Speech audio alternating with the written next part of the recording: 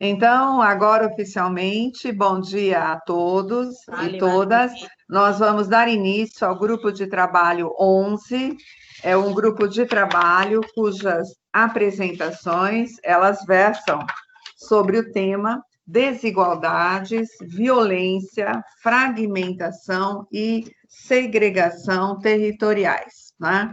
É com muita satisfação que a Imaculada Caravaca e eu fizemos a seleção dos trabalhos e vamos, entre hoje, né, nos próximos 3 dias, debater esse tema que ganha relevância, tem uma relevância muito grande, especialmente na América Latina, mas acho que podemos mesmo falar de Iberoamérica.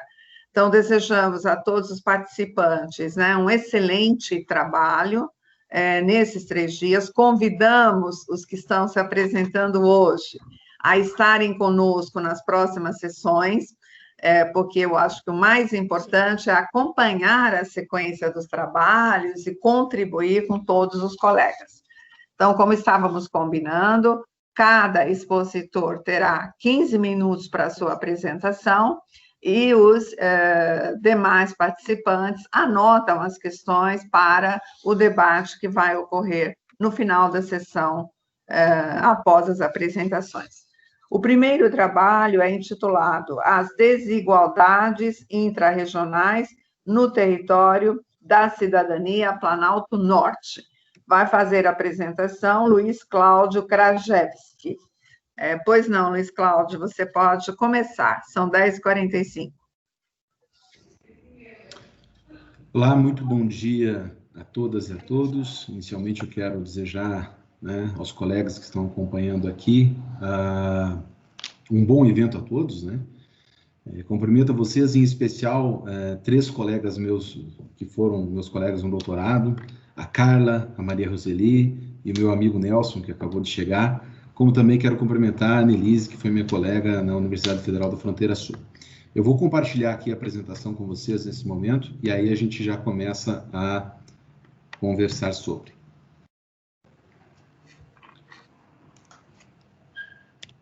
Vocês estão visualizando?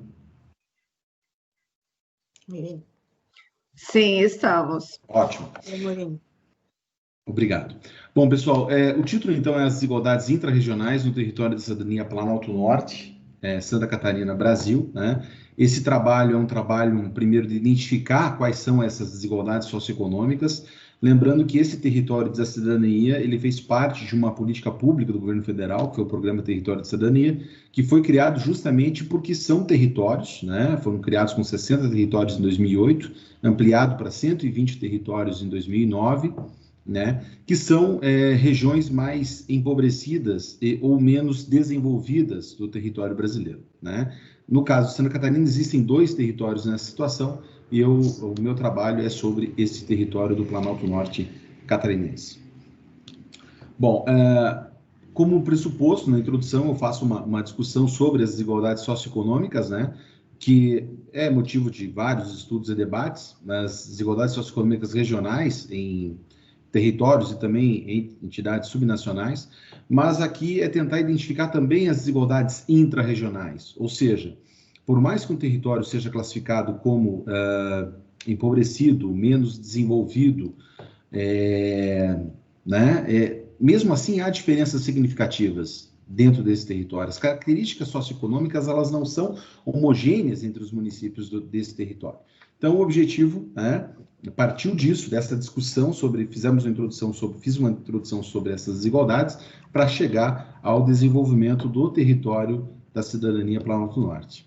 Então, o objetivo principal é identificar essas principais desigualdades socioeconômicas, além de caracterizar, graças à coleta de dados, é possível caracterizar o perfil socioeconômico dos municípios desse território. Este é um primeiro trabalho, tentando identificar essas desigualdades para depois aprofundar, e tem outros elementos, como, por exemplo, estrutura fundiária da região, que eu já tenho trabalhado, tenho pesquisado, e tem outros elementos que eu quero aprofundar no futuro. Pois bem, a metodologia foi uma abordagem dialética, procurando verificar, né, os dados, os resultados que eu consegui obter, e verificando com base nesses dados as contradições existentes no território, né? Procedimento com a pesquisa bibliográfica, que vai discutir algumas coisas relacionadas, alguns elementos relacionados ao desenvolvimento regional e desenvolvimento desigual, e a pesquisa documental, no sentido da coleta de dados propriamente dita. Então, os aportes teóricos, eu inicio o trabalho com uma discussão sobre desenvolvimento e parto do pressuposto que entendo como desenvolvimento, né, um processo multidimensional, né, que ocorre ao longo do tempo em determinada região, né? Essa região tem esse recorte territorial que é o território da Cidadania Planalto Norte. Na discussão sobre desenvolvimento regional, eu busquei alguns elementos que vão tratar mais especificamente do caso brasileiro, né? Do desenvolvimento regional brasileiro e das desigualdades regionais, e aí o Celso Furtado talvez o principal autor que eu explore, mas que vai discutir essa questão das desigualdades, né?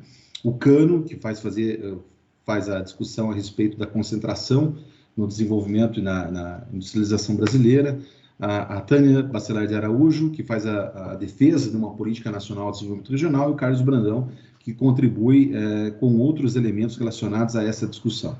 Desenvolvimento desigual, parte das ideias de Neil Smith e de David Harvey, que falam a respeito da teoria do desenvolvimento geográfico desigual, mas também discutindo desenvolvimento desigual com o Furtado e o Chico de Oliveira. Bom, análise dos resultados, né? Então, primeiro eu faço, depois desse resgate teórico, eu faço um levantamento para verificar algumas características socioeconômicas do estado de Santa Catarina, das mesorregiões catarinenses, até chegar nos dados, nas características do território da Cidadania Planalto Norte. Bom, primeiro, mostrar essa situação, essa tabela 2 aqui do trabalho, seguindo a numeração que está no trabalho, né? Essa tabela 2 aponta alguns indicadores que comparam Brasil e Santa Catarina. Esses indicadores são de 2010, porque estão baseados no último censo demográfico, né? Então, você vê, por exemplo, que o IDH brasileiro, né, é de 0,727 e de Santa Catarina 0,774. Então, o IDH catarinense é superior e o ranking por estado de Santa Catarina tem, de acordo com esse indicador, é o terceiro estado mais desenvolvido, né? Com relação ao índice de Gini, referente à concentração de renda, enquanto o Brasil apresenta 0,60, Santa Catarina 0,49, coloca Santa Catarina na primeira posição, né, no ranking por estados. Também na primeira posição, o estado de Santa Catarina está no cenário nacional com a porcentagem da população classificada como pobres e como extremamente pobres, né, com indicadores bem inferiores à média nacional. E também a esperança de vida ao nascer, em que Santa Catarina é o segundo colocado no ranking por estado, né?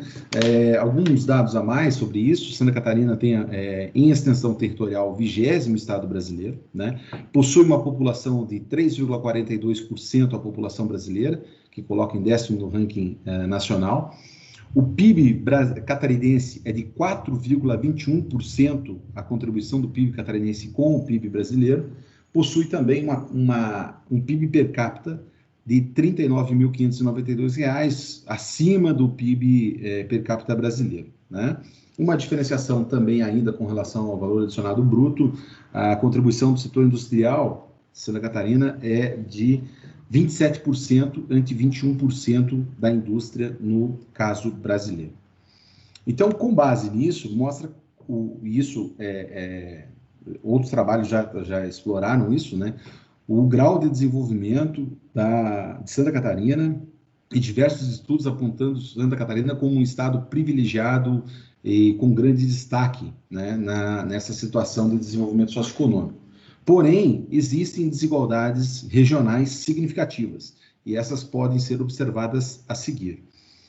Aqui eu faço uma classificação com os dados mais recentes disponíveis. Então, eu adoto uma classificação que divide o estado de Santa Catarina em 9 mesorregiões, né? E aí a gente já observa algumas diferenças, claro que algumas são apenas de caracterização, como, por exemplo, a população, né? Então, nós temos 2 mesorregiões com acima de 1 milhão de habitantes e 3 com abaixo de 500 mil, né?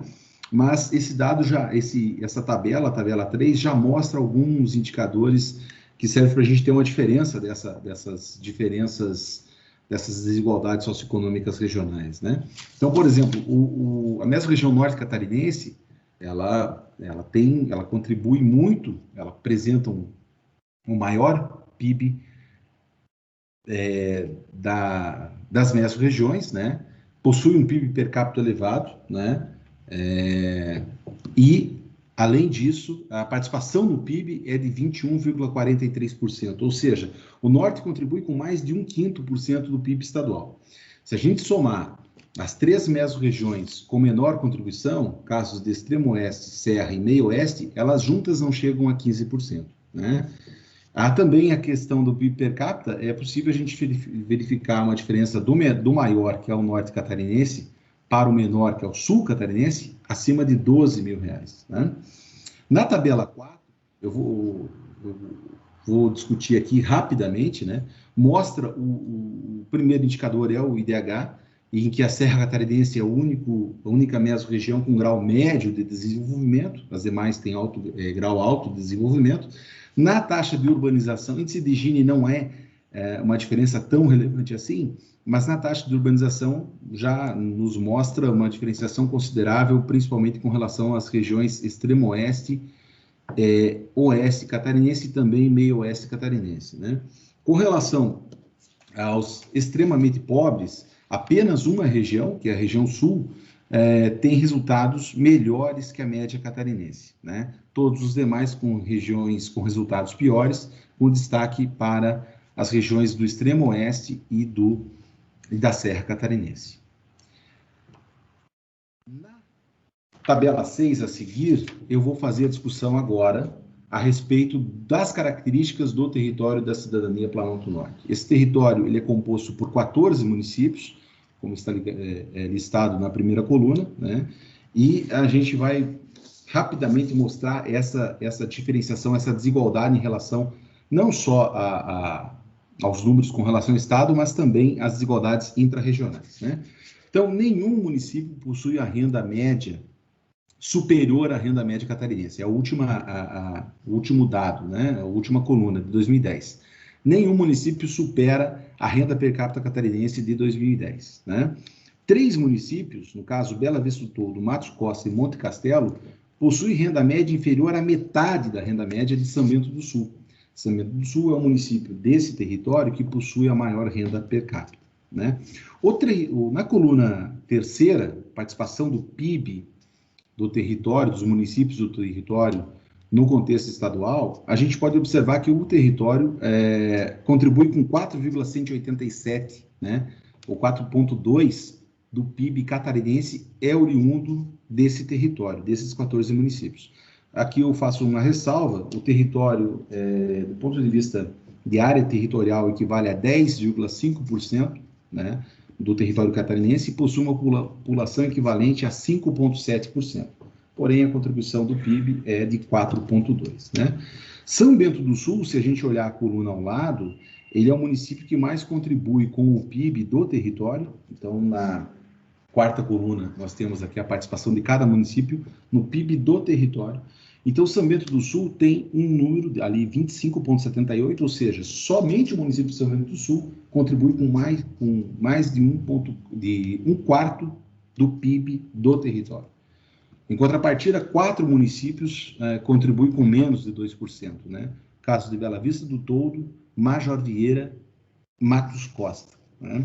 Então, são uma contribuição bem menor desses municípios, né? E Monte Castelo também. Então, são esses os 4 municípios com menor contribuição. E Monte Castelo e Matos Costa possuem PIB per capita inferior a 50% do resultado catarinense, que é a quinta coluna, né? Então, aqui há também mostra um dado bem relevante, porque somente 3 Barras é um município que apresenta PIB per capita superior ao PIB per capita catarinense, né? A seguir, na tabela 7, a gente vai discutir aqueles indicadores socioeconômicos selecionados, claro, a respeito desses municípios da região para conhecer um pouquinho essas desigualdades, né? Então, eu acredito que essa tabela é uma das mais relevantes do trabalho. E ela destaca, ela possui, a gente pode observar algumas dessas desigualdades, por exemplo, quando se olha o IDH, né? Porto União, São Bento do Sul e Mafra possuem um IDH superior à média catarinense, que é de 0,774.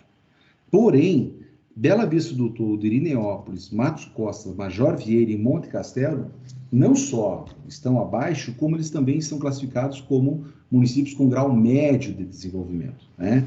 Então, destoando não só da média catarinense, como dos demais municípios do território. Com relação ao índice de Gini, Irineópolis e Porto União são os dois municípios que apresentam números piores que a média catarinense, com Campo Alegre apresentando o melhor resultado. No caso do percentual da população classificado como extremamente pobres, né, Rio Negrinho e São Bento do Sul são os dois municípios que apresentam resultados melhores que a média catarinense, né? Porém, Matos Costa e Major Vieira com os piores resultados. Esses dois casos estão superiores, né? Major Vieira com 7,17% da população e Matos Costa com 7,11%, acima até mesmo da média nacional, né? Mas o município com uma situação mais grave nesse sentido é Bela Vista do Todo, com mais de 11% da população classificada como extremamente pobre. Aí nós temos a esperança de vida, há uma diferenciação significativa, e também um indicador, o índice de desenvolvimento municipal sustentável, que também mostra algumas diferenciações significativas entre esses municípios. A tabela a seguir, tabela 8, classifica os municípios no ranking estadual, né? São 295 municípios no estado de Santa Catarina, e esta tabela ela ajuda a ter essa colocação, né? Essa visualização de como que esses municípios, qual é a colocação no ranking desses municípios em relação à média catarinense, né? Então, a gente pode olhar, por exemplo, o PIB per capita, né? A posição no ranking estadual do PIB e a posição no PIB per capita. Então, no caso do PIB per capita, nós temos apenas 3 municípios entre os 100 melhores, né? Por favor, Luiz Cláudio, você usou 15 minutos, tente finalizar em mais 2 minutos, 3, tá bom? Ok, obrigado. Ótimo. A seguir, a coluna a seguir, posição do ranking estadual do IDH, também claramente mostra 4 municípios entre os 100 melhores, mas a maioria, né, acima da posição 200 nesse ranking, e também a posição do ranking de extremamente pobres, né, e, lamentavelmente, os municípios da região, né, desse território, apresentam resultados bem inferiores, né, e estão nas últimas posições do estado de Santa Catarina. Por fim, as considerações finais, né, com base tanto no olhar sobre as mesorregiões catarinenses, mas principalmente sobre as desigualdades intrarregionais, né, do território, elas são extremamente significativas, né? Em Santa Catarina, nós vimos rapidamente aqui, em virtude do tempo, a diferenciação entre as mesorregiões, tá? Não só, no primeiro momento, a gente comparou Santa Catarina com o cenário brasileiro, depois as mesorregiões catarinenses, e por fim, quando a gente olha esses municípios do território, as disparidades são facilmente observadas, né? Com destaque para o peso do PIB catarinense, o PIB de cada município no PIB catarinense e no PIB território, o IDH, a participação setorial, que eu não coloquei a tela aqui, mas que mostra a diferença da economia de cada município, poucos municípios industriais, muitos municípios dependendo ainda do setor primário, né?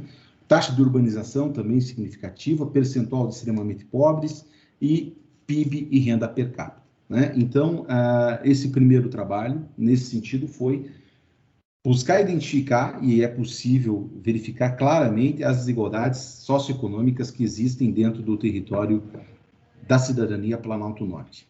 Agradeço, peço desculpa se eu passei um pouquinho do tempo. Obrigado.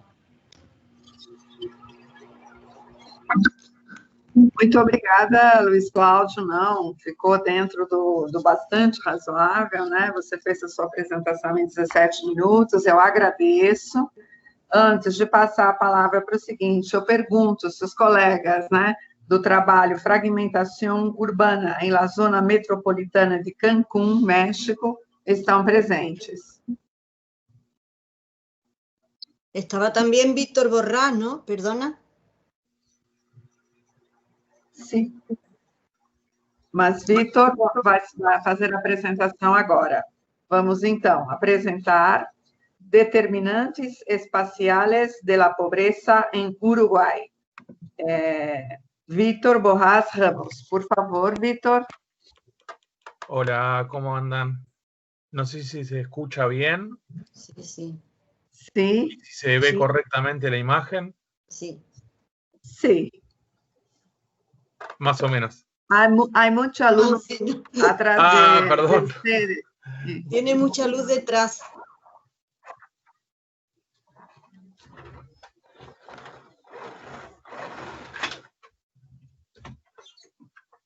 Capaz que ahí está mejor. Ahora no lo veo. Agora você está sem imagem, Vitor. Abra tu Perdón. câmera. Isto.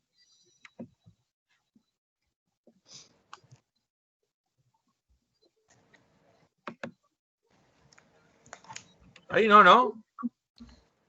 Sem imagem. No te vemos, Víctor. Uy, no Hemos sé perdido por- la imagen. Perdón. Ahí de nuevo. No sé A si ver. ahí se ve Ahora correctamente. sí, sí, ahora sí. Perfeito. Perdón, disculpen. No estaba acostumbrado a este sistema, estaba más acostumbrado al Zoom con estos últimos tiempos. Claro. Les voy a compartir la pantalla, a ver si puedo, ¿está? Con la presentación. Ok.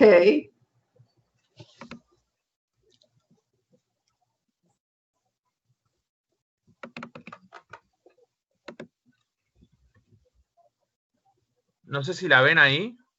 Sí, sí. Sí se ve, sí. ¿Está correcto? Sí. Está Perfeito. bien. Muchas gracias. Entonces voy a empezar. Mi nombre es Víctor Borrás, trabajo en el Departamento de Sociología de la Facultad de Ciencias Sociales en Uruguay. Y este trabajo se llama Determinantes Espaciales de la Pobreza en el Uruguay. ¿Ah? Bueno, como todos sabemos, la desigualdad es una característica histórica y estructural de las sociedades latinoamericanas, ¿ah? Y uno de los rasgos distintivos de la desigualdad en Latinoamérica es la desigualdad espacial en las oportunidades y en los niveles de bienestar, ¿ah? Tanto entre países como a nivel subnacional entre regiones, como mostraba el compañero Luis anteriormente, así como a nivel intrarregional e intraurbano. Entre las manifestaciones más preocupantes de estas desigualdades espaciales se encuentra la desigualdad en los niveles de pobreza a nivel subnacional, ¿ah? Y esto ha sido objeto de muchos estudios, en particular en Latinoamérica.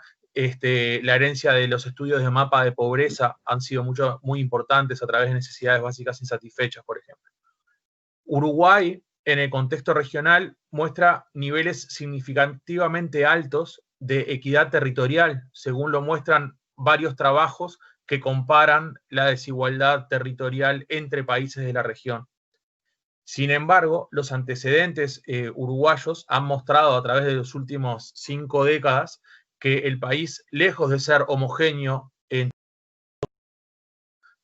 presenta grandes desigualdades.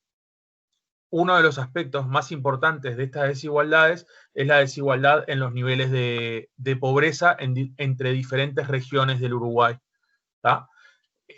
A través de estos antecedentes, algunos de los aspectos que se pueden destacar de estas inequidades o desigualdades espaciales son que la desigualdad en los niveles de bienestar y de pobreza se muestran persistentes a través de las últimas 6 décadas. ¿Tá? En términos generales, los departamentos del norte y del noreste presentan los niveles más altos de pobreza y los menores niveles de desarrollo. Estos departamentos, que es la primera unidad administrativa en la que se divide Uruguay, ¿tá? Los del norte y noreste refieren a los que están en frontera con Brasil, que son los departamentos de menor desarrollo. ¿Tá? Sin embargo, la imagen dual que puede dar, la imagen binaria que se puede tener al analizar el desarrollo y los niveles de pobreza en el Uruguay entre el norte y el sur, se complejiza cuando miramos otras escalas geográficas, es decir, cuando bajamos la lupa y miramos niveles de desagregación más altos que el departamento. ¿Tá? Esta presentación en particular intenta avanzar en 2 aspectos. Por un lado, en describir los patrones de distribución espacial de la pobreza en el Uruguay, ¿tá? Y en segundo término, en identificar los factores que se asocian a esa variabilidad espacial, es decir, los factores que se asocian a las desigualdades en los niveles de pobreza en el Uruguay, ¿tá? Entonces, el objetivo es un ejercicio descriptivo de desigualdad espacial en las tasas de pobreza, ¿tá? En el año 2011, a partir de datos del censo. Se utilizan metodologías cuantitativas de análisis espacial que lo que buscan en particular es dar cuenta de dos efectos espaciales. Por un lado, la heterogeneidad espacial, esto es la tendencia, en este caso a las tasas de pobreza, a distribuirse heterogéneamente en el territorio, y por otro lado la autocorrelación espacial, ¿tá? Que es la tendencia de las unidades geográficas a aglomerarse según tengan valores similares. Esto es a la conglomeración de unidades espaciales con niveles altos de pobreza, ¿tá? O lo que se llama en la bibliografía como clústeres de pobreza, ¿tá? Para eso utilizo análisis exploratorio de datos espaciales para la primera parte descriptiva, y en la segunda parte ajusto una serie de modelos de regresión lineal y de regresión espacial para dar cuenta tanto de la variabilidad espacial en las tasas de pobreza, ¿tá? Así como de la heterogeneidad espacial en estos factores determinantes. Es decir, cómo se relaciona en los niveles de pobreza con determinados factores sociales o económicos pueden no comportarse homogéneamente en el territorio, puede presentar una magnitud muy fuerte en algunas zonas del Uruguay, por ejemplo, la relación entre nivel educativo y pobreza, y no presentar una relación tan fuerte en otras zonas de Uruguay. A eso le llamamos heterogeneidad espacial en los determinantes de la pobreza. Estas son las variables que se ponen en juego. La variable dependiente, o la que no me voy a concentrar, es en el porcentaje de personas con necesidades básicas insatisfechas, que considera 6 dimensiones, en las que se incluye vivienda, servicios, artefactos de confort, educación. Luego tenemos un módulo de mercado de trabajo, que son indicadores generales de tasa de actividad, tasa de desempleo, y algunos vinculados a la matriz industrial y a las características de los ocupados en términos de calificación de capital humano. Luego un módulo de educación. Por otro lado, una pregunta sobre titularidad de la vivienda, el nivel de titularidad de la vivienda, y 2 variables contextuales que refieren al porcentaje de población rural y a las secciones ubicadas al sur del Uruguay, que son las que presentan mayores niveles de desarrollo según la bibliografía.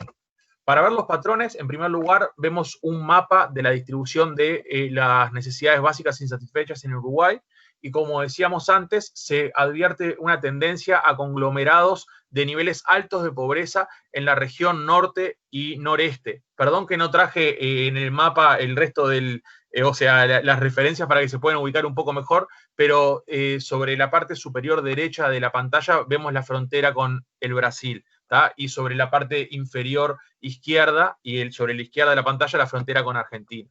Acá lo que vemos es que la pobreza se tiende a distribuir heterogéneamente, niveles más bajos en el sur, con algunas excepciones, y niveles más altos en el norte, y a su vez en la frontera con Brasil es donde se dan los niveles más altos. Para ver la tendencia de la aglomeración, como mostraba antes, vamos a utilizar un indicador que se llama I de Morán, ¿tá? Que varía entre 0 y 1, y los valores más cercanos a 1 muestran la tendencia de esa aglomeración. Este índice se puede representar en 2 ejes, ¿no? Donde tenemos en el eje horizontal el valor que toman las unidades en los niveles de pobreza. Cada una de estas unidades son secciones censales, que es el segundo nivel de desagregación, y en el eje vertical el valor que toman las vecinas, ¿tá? Por tanto, lo que vemos acá es una tendencia muy alta a la aglomeración de unidades espaciales según los niveles de pobreza que presentan. Las unidades con niveles altos se tienden a aglomerar, las vemos en el cuadrante superior derecho, y las que tienen niveles bajos también se tienden a aglomerar, las vemos en el cuadrante inferior izquierdo, ¿tá? Esto, si lo pasamos a un mapa, lo que vemos es que la aglomeración tiende a estar, como decíamos antes, en el noreste del Uruguay, ¿tá? Y a su vez hay algunos casos atípicos. Me interesaba mostrar en particular en la imagen en la esquina inferior derecha, que es el área metropolitana de Montevideo, que si bien está en el sur del país, ¿tá?, presenta en su área metropolitana también niveles altos de pobreza. ¿Tá? Este es el mapa de conglomerados, utilizando la técnica de análisis de autocorrelación espacial local, y lo que se ven son conglomerados rojos de alta pobreza que se extienden en toda la frontera noreste del Uruguay. ¿Tá? La segunda parte del trabajo le voy a mostrar los resultados del análisis confirmatorio de datos espaciales, es decir, cuáles son los principales factores que se asocian a esta distribución. ¿Tá? Es decir, la variable dependiente va a ser los niveles de pobreza a nivel de cada sección censal. En total, 230 secciones censales tiene el Uruguay. Estas son las variables que pusimos en juego en el modelo, ¿tá? Y lo primero que hicimos fue un análisis de regresión lineal múltiple clásico de mínimos cuadrados, ¿tá? Y lo que vemos que las variables que más se relacionan con los niveles de pobreza son el porcentaje de ocupados no calificados, ¿tá?, el porcentaje de activos con educación baja, ¿tá?, y el porcentaje de población rural. Estas tres variables, dos vinculadas a mercado de trabajo y educación y una vinculada al contexto, son las que más nos explican la variabilidad en la pobreza. Sin embargo, este modelo presenta algunos problemas, no cumple algunos de los supuestos que debería cumplir los modelos de regresión, problema de heterocedasticidad y de autocorrelación espacial de los errores. Y para esto la solución es el ajuste de modelos de regresión espacial. Son modelos que consideran en la estimación, ¿tá?, el papel del espacio. ¿Qué quiere decir esto? Consideran el valor de las unidades vecinas, ¿tá?, para corregir los problemas que pueden estar dando, en este caso, de autocorrelación espacial de los errores. El modelo ajustado es un modelo de error espacial, ¿tá? Es muy similar al primero que habíamos mostrado, que está en la columna que dice 2011, las primeras dos columnas, ¿tá? El nuevo modelo espacial se encuentra en las últimas dos columnas. Lo que vemos acá es que tiene simplemente, son las mismas variables con un nuevo término, ¿tá?, que es el término lambda, que es un término que corrige el error. Y vemos que algunas diferencias en los estimadores, si bien todos los predictores, tanto los ocupados no calificados como los activos con educación baja y los rurales siguen siendo significativos, pero vemos que el ajuste del modelo, explicado por el coeficiente de Akaik, mejora sustantivamente. ¿Tá? Por último, para terminar los resultados, lo que mostramos son el análisis de regresión geográficamente ponderada, ¿tá?, que lo que hace es considerar regresiones para cada una de las unidades espaciales, es decir, para cada una de las secciones. ¿Tá? Lo primero que se hace en el modelo, en la cuarta columna de lo que dice GWR, ¿tá?, es testear la variabilidad espacial, es decir, si cada uno de estos indicadores se comporta de modo homogéneo en el territorio, ¿tá?, o si adquieren diferentes resultados en diferentes partes del Uruguay, del territorio uruguayo. Se utiliza el coeficiente de variabilidad y lo que vemos es que únicamente la tenencia de la vivienda no presenta variabilidad espacial. Es decir, la tenencia de la vivienda es un factor que explica los niveles de pobreza de forma homogénea en todo el territorio nacional. ¿Tá? Los estimadores se dividen entre cuartiles según cómo incidan en diferentes áreas, pero lo que vemos que en términos generales los signos, ¿tá?, se mantienen, lo que quiere decir que hay variabilidad espacial, pero las hipótesis que hay por detrás se mantienen relativamente estables. ¿Tá? Es decir, con excepción del porcentaje de ocupados precarios que hay en algunas zonas del Uruguay, en un 25% de las secciones que tienen signos negativos, pero porque es prácticamente cero, en el resto de los signos se mantienen positivos o negativos dependiendo del coeficiente. A cerrar, entonces, retomo los objetivos de investigación y estas dos secciones, una parte más descriptiva y una parte más confirmatoria o explicativa. ¿Ah? ¿Qué patrones se constatan en la distribución espacial de la pobreza? En primer lugar, se constata heterogeneidad espacial en la distribución de la pobreza. En segundo lugar, una tendencia a la autocorrelación espacial de la pobreza, es decir, a la conformación de conglomerados homogéneamente pobres, ya lo vimos en la zona norte, en particular en la zona noreste del Uruguay. En tercer lugar, conformación de, bueno, esto que decíamos, de extensos conglomerados de niveles altos de pobreza y registro de algunos casos atípicos, como les mostraba en el caso del área metropolitana de Montevideo, que si bien se encuentra en el sur del país, que es la zona con menos niveles de pobreza, es una zona especialmente pobre. Esto tiene que ver con las diferencias también intrarregionales que comentaba el compañero de la primera presentación. Por último, respecto a los factores explicativos de la pobreza, los factores que se asocian con mayor magnitud a la desigualdad en las tasas de pobreza son son la proporción de activos con nivel educativo bajo, ¿tá? Seguido por la proporción de ocupados no calificados, ¿tá? Y el porcentaje de población rural. Tanto el porcentaje de ocupados no calificados como el de activos con nivel educativo bajo dan cuenta de una inserción precaria en la economía, ¿tá? En sectores de la economía de bajo desarrollo. En segundo lugar, se descarta la autocorrelación espacial sustantiva. No entré mucho en este punto, me lo voy a saltear.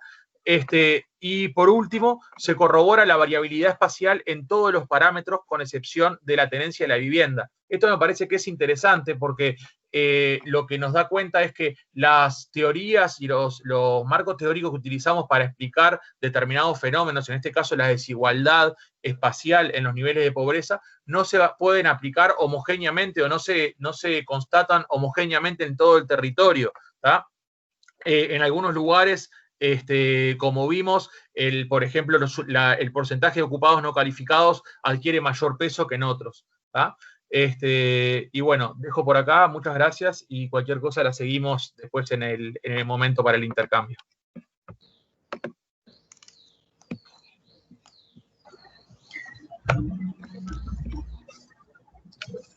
Muito obrigada pela sua apresentação. Você ficou, Vitor, bem dentro do tempo. E nós vamos, eu pergunto agora, convido os colegas, né, a anotarem as questões para logo mais fazermos o debate. Pergunto se Juan Roberto Calderon Maia está na sala. Parece-me que não. Então, nós vamos partir para a quarta apresentação do programa, que, na verdade, será a terceira apresentação da manhã de hoje. Corresponde ao trabalho A Dimensão Simbólica da Violência do Estado, aportes teóricos de discussão da política habitacional no Brasil. Os autores são Michele Rebem e Paulo Neto Nascimento. Por favor, Michele, Paulo. Oi, vocês estão me ouvindo melhor agora? Seu som está muito baixo, Michele. Vou tentar. Continua muito baixo? Melhorou, mas você tem que aumentar. Tá.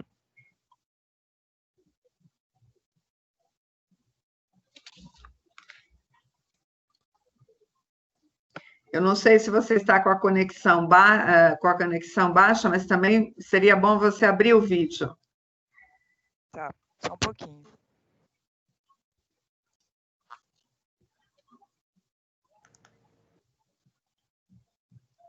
Eu coloquei no máximo aqui, não sei se melhorou. Melhorou alguma coisa? Melhorou um pouco. Melhorou? Ficou bom agora. Ah, então tá bom, eu vou abrir a apresentação.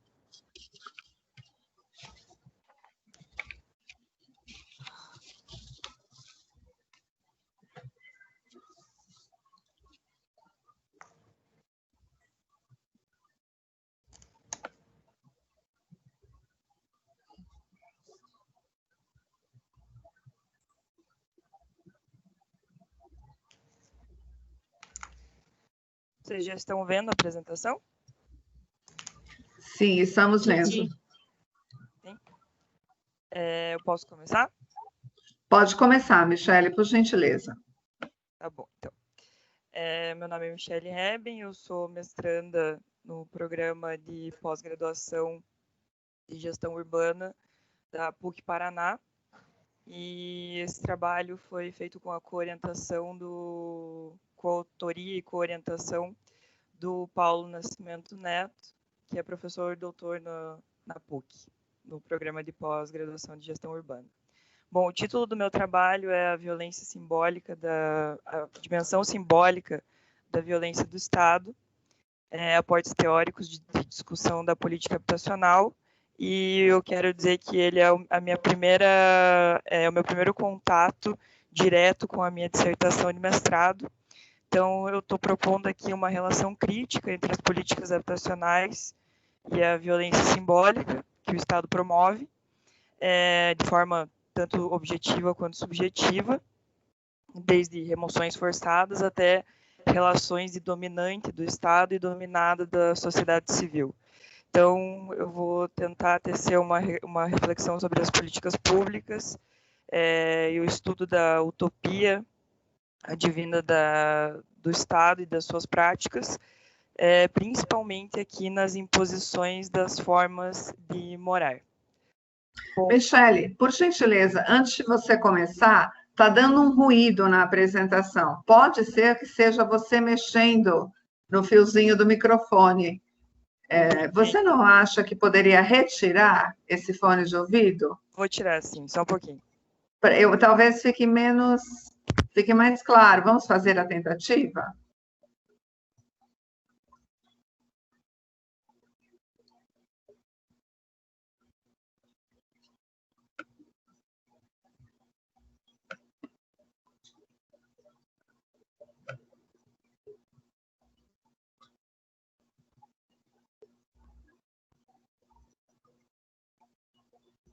Fala um pouquinho agora, sem o...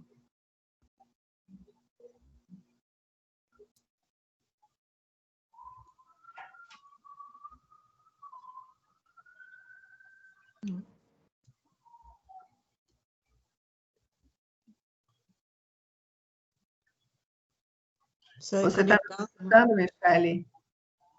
Sim. Saiu da conversa. Sim.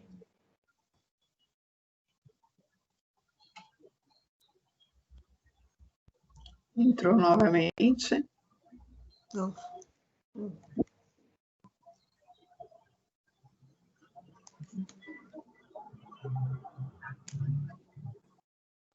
Você nos escuta, Michele?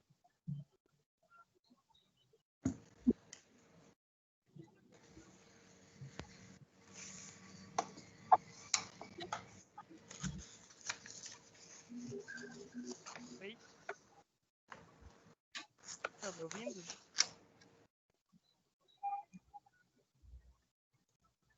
Michele, você nos escuta? Estou ouvindo, sim.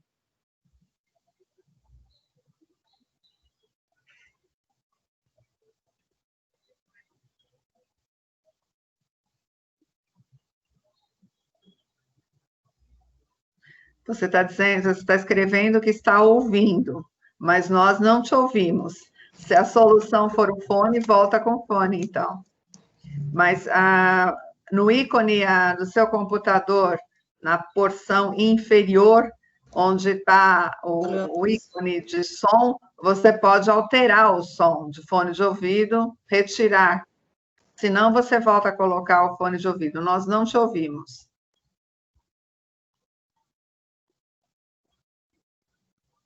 ¿Que ha perdido la conexión?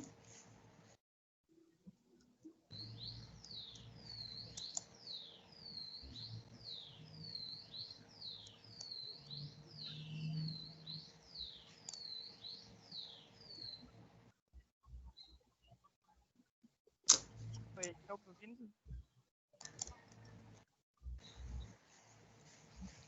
Oi? Não me ouvem? Ouvimos mal. Você tem que aumentar o som, por gentileza.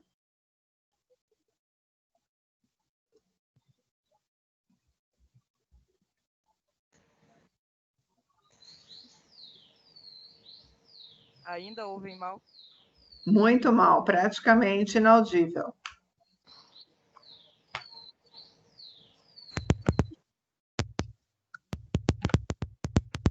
Continua mal? Não. Ay, no, pobre. Se vocês quiserem passar para outra, e daí eu não estou conseguindo resolver esse problema do microfone, talvez eu vou precisar entrar e sair da sala. Agora melhorou, Michele. Melhorou? Melhorou. Agora nós te ouvimos. Os colegas, acho que pensam que ouvem também, correto? Se escucha mejor ahora. Sim, sim. Eu peço mil desculpas, não sei o que está acontecendo. No hay problema, Michelle. Acontece. Estão vendo a tela novamente? Sim, estamos vendo. Pode dar continuidade, então, Michele, por favor. E me ouvindo com uma qualidade boa também, já? Bom, espero que sim. Bom, retomando aqui para a introdução do meu trabalho, as principais abordagens temáticas que vão ser realizadas seria através da problemática e assimilação da formação do espaço habitado e, né, nesse caso, da forma desigual que isso acontece, a construção das políticas públicas como um instrumento que promove a garantia de direitos, mas a garantia de inúmeras violências também que serão abordadas a seguir, e o foco principal do trabalho, que seria a política habitacional, como a promotora dessa violência simbólica. Bom, aqui nesse momento eu coloco como os encontros que existem nessas abordagens, a política habitacional e a violência simbólica batendo de frente como um descompasso das próprias políticas, e a violência territorial e física, além da simbólica, como as causadoras das utopias urbanas que acontecem nas cidades. Então, esse resultado, apesar de ser um encontro, é um choque que causa as desigualdades sociais, a espoliação urbana, fomenta o mercado imobiliário e assim transforma o espaço habitado em um espaço segregado e mercantilizado.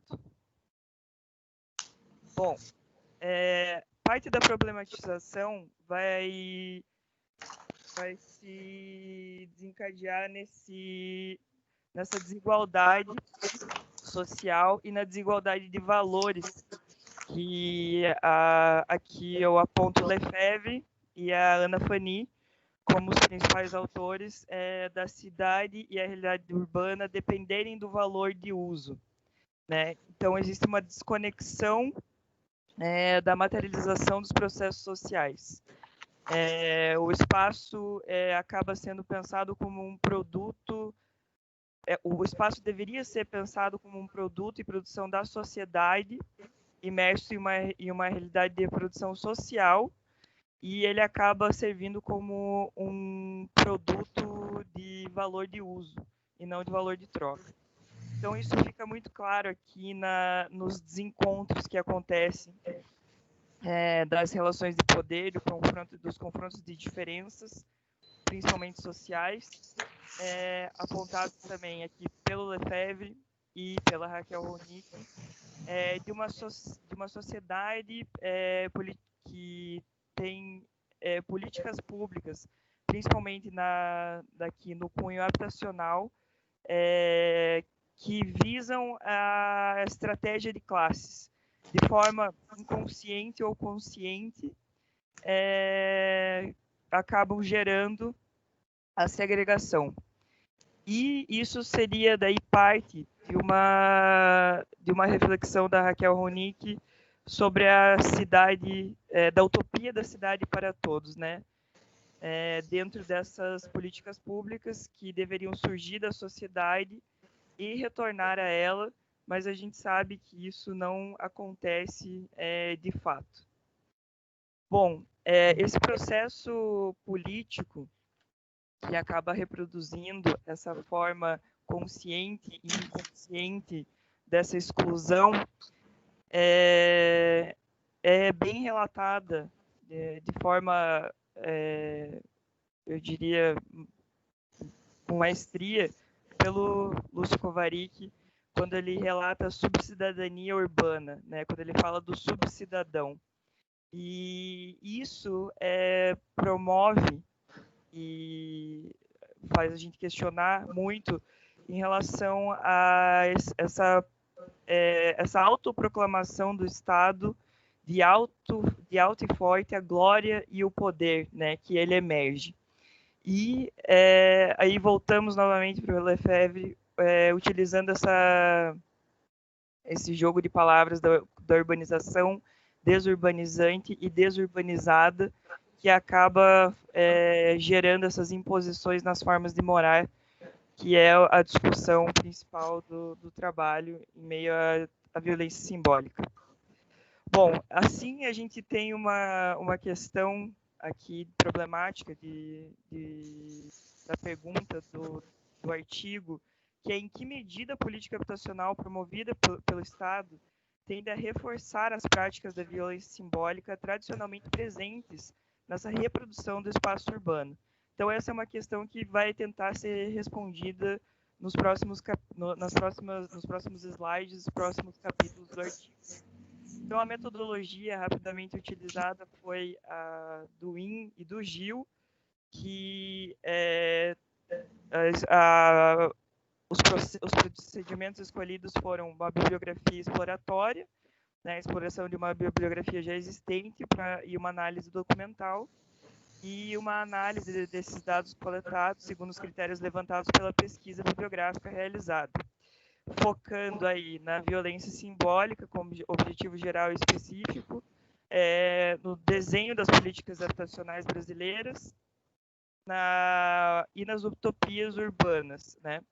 Então, aqui a gente vai avaliar a relação da política habitacional e a violência simbólica, apontar a necessidade da compreensão da interdisciplinaridade para que ocorra eficiência, eficácia e efetividade na criação, implementação e avaliação das políticas públicas, e assim discorrer sobre as falhas, né, e essas utopias urbanas que eu venho citando.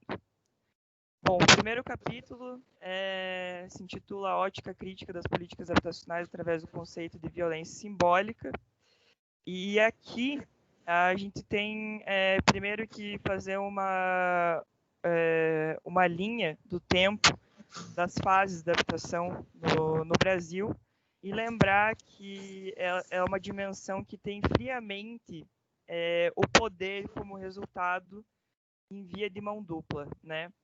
Mas que também se materializa com ações sociais.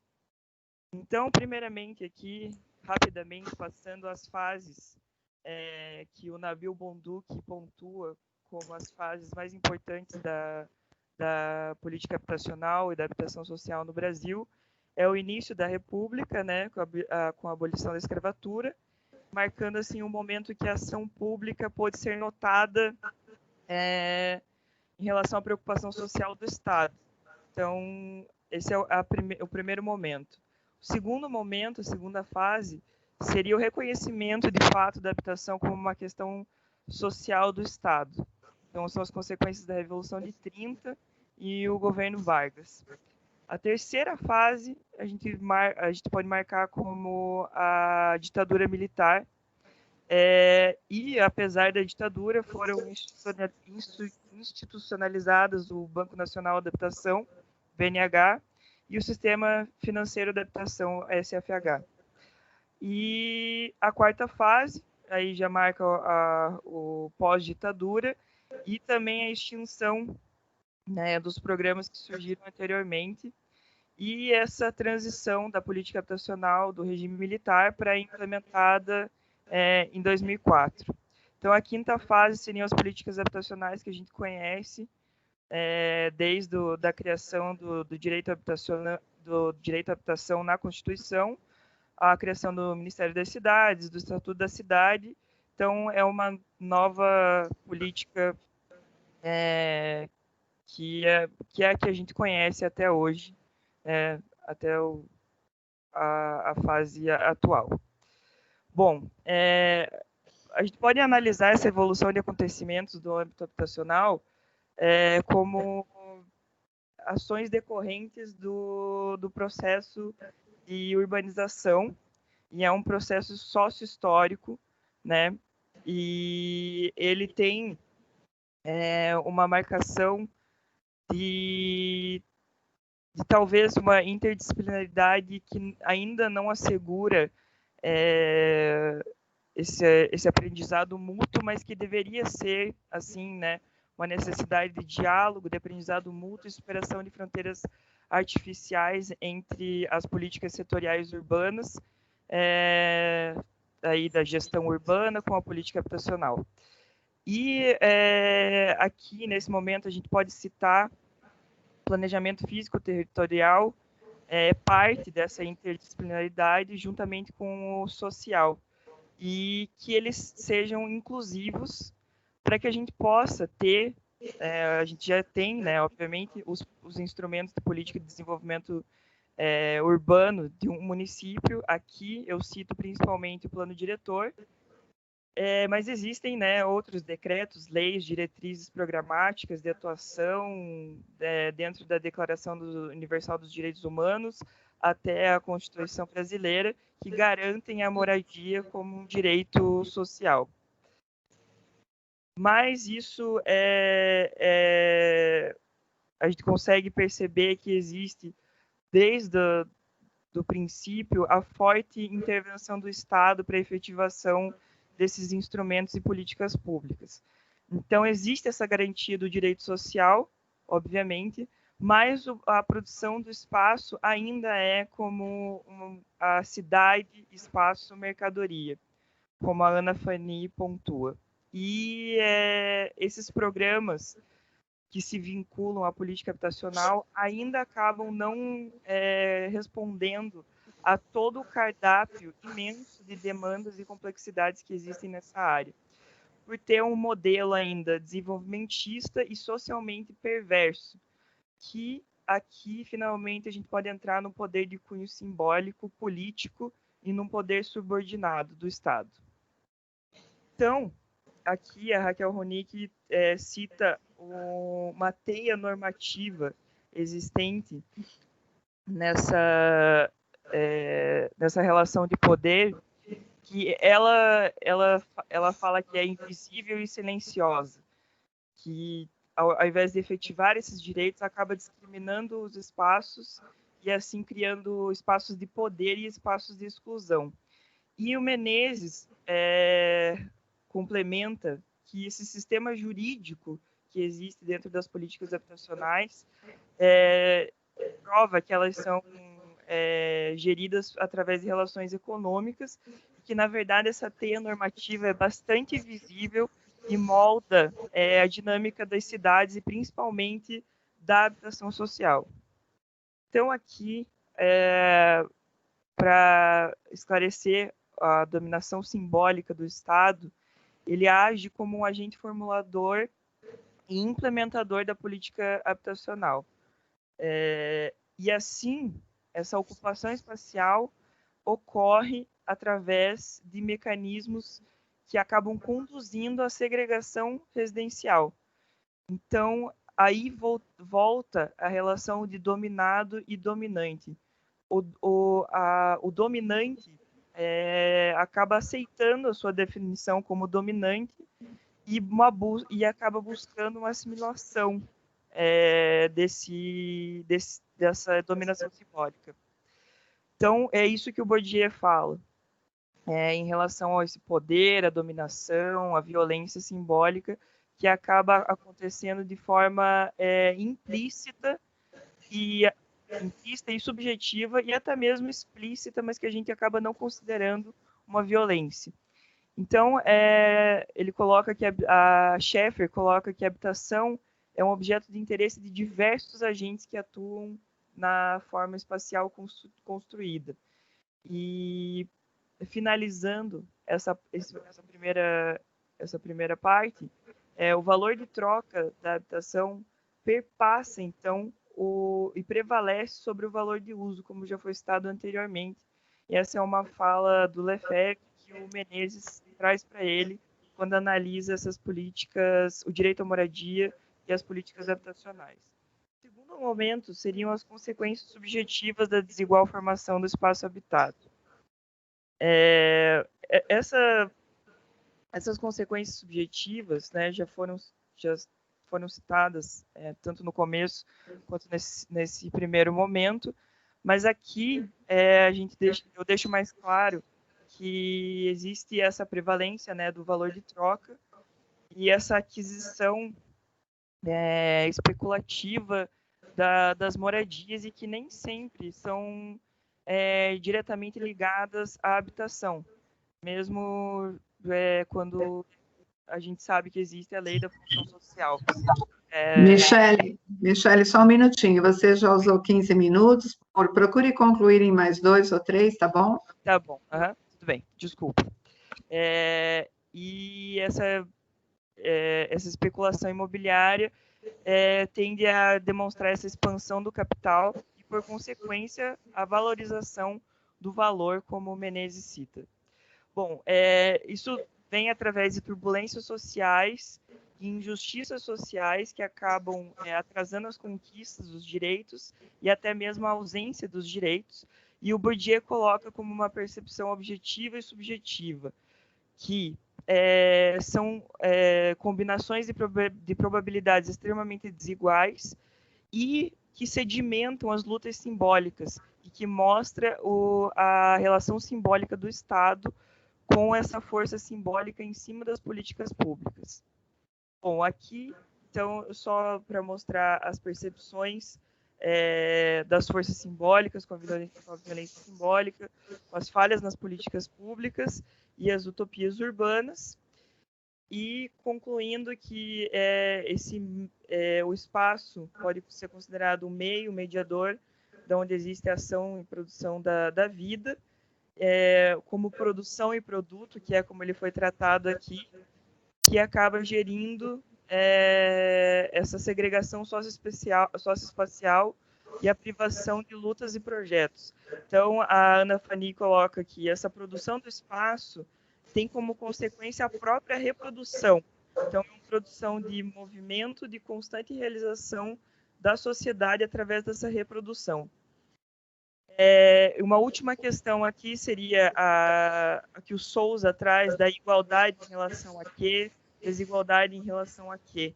Então, essa procura de igualdade de oportunidades acaba ainda gerando a segregação territorial, que é a materialização da violência simbólica na cidade, que finalizando, é a posição do dominado e dominante, e que o Kovarik traz do cidadão privado e o subcidadão público.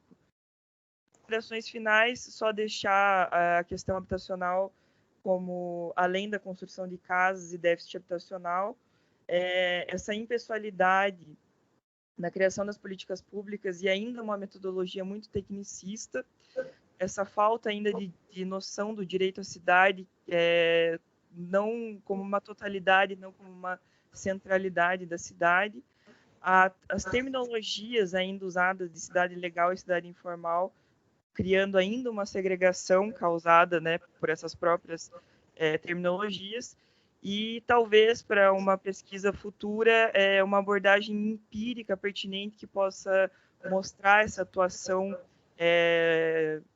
de violência simbólica do Estado e as superações do horizonte de crítica que a Ana Fanny traz como uma desmistificação da construção das políticas públicas que podem reproduzir as condições do espaço da privação do cidadão na cidade para erradicar, de alguma forma, a segregação. Seria isso. Muito obrigada e desculpa ter estourado um pouquinho o tempo. Desculpa o problema do microfone também. Muito obrigada. Obrigada, Michele. Bom, apenas para me certificar, eu conferi aqui, mas parece que os colegas Juan Roberto Caldeirão Maia, Francisco Javier Ferrusca e Pedro Jiménez Sanches não estão mesmo na sala, correto? Bom, assim sendo, nós vamos dar início, nesse momento, ao debate. Eu proponho, então, que para esse debate, nós façamos inscrições aqui no chat. Tá? As pessoas coloquem o seu nome aí e se inscrevam, e na ordem das inscrições, nós vamos passando a palavra. Peço aos 3 expositores da manhã de hoje, né, Luiz Cláudio, Victor e Michele, que anotem as questões. Ao final, eu passo a palavra para vocês e vocês respondem em conjunto. Quem gostaria de fazer perguntas? Comentários, sugestões? Está inscrito o colega Arthur Whittaker. Por favor, Arthur, professor Arthur, pode falar.